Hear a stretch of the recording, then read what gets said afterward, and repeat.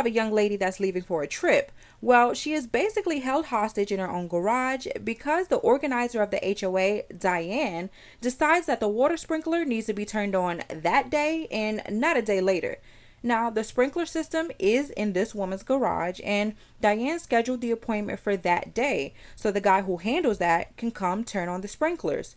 Well, at the time of this video, that guy was 3 hours late, and the woman had to leave, but Diane said absolutely not. And well, now we're here. You cannot stand and block me from closing my garage. You cannot. I have to go to the airport. Can do what you I have to go to the airport. You No, go ahead. you cannot stay here in my Go garage. ahead and do it. Diane, Victoria, you do you're not acting have like a child. This is my property.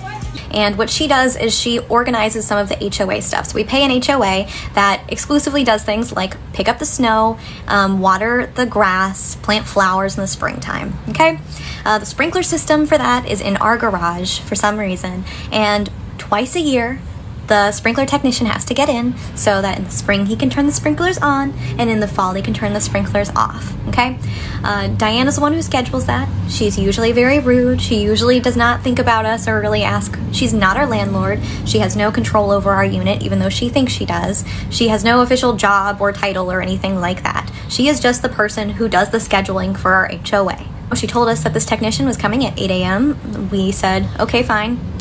We made sure the garage was open right at 8 a.m. for the technician. He still wasn't there. He was running late, whatever. I was getting ready to travel, and I could not stay there beyond 3.5 hours, which was how long I had the garage open, 3.5 hours for what should have taken 10 minutes, but because the technician was running behind and all these things, it didn't get done. So I am getting ready to depart. My friend drives up to pick me up to take me to the airport. I kindly let her know, like, hey, I'm sorry that this hasn't been solved yet. I guess there's some sort of an issue getting the sprinklers on. We're gonna have to reschedule this to be finished another time. I have to go to the airport. I'm going to close my garage now. When I go to close my garage, she threw her body there to like block me from doing so, pushing it up, and I let her know she needed to leave. I called my landlord. My landlord also let her know that she needed to leave right away or we would call the police. She refused to listen to all of us, and the reason a lot of people were saying I should go up and move her, I was not ever going to touch this woman. I was not going to give her a reason to say that I assaulted her or anything like that. So she refused to move, which is trespassing. She has trespassed before. I've dealt with this before.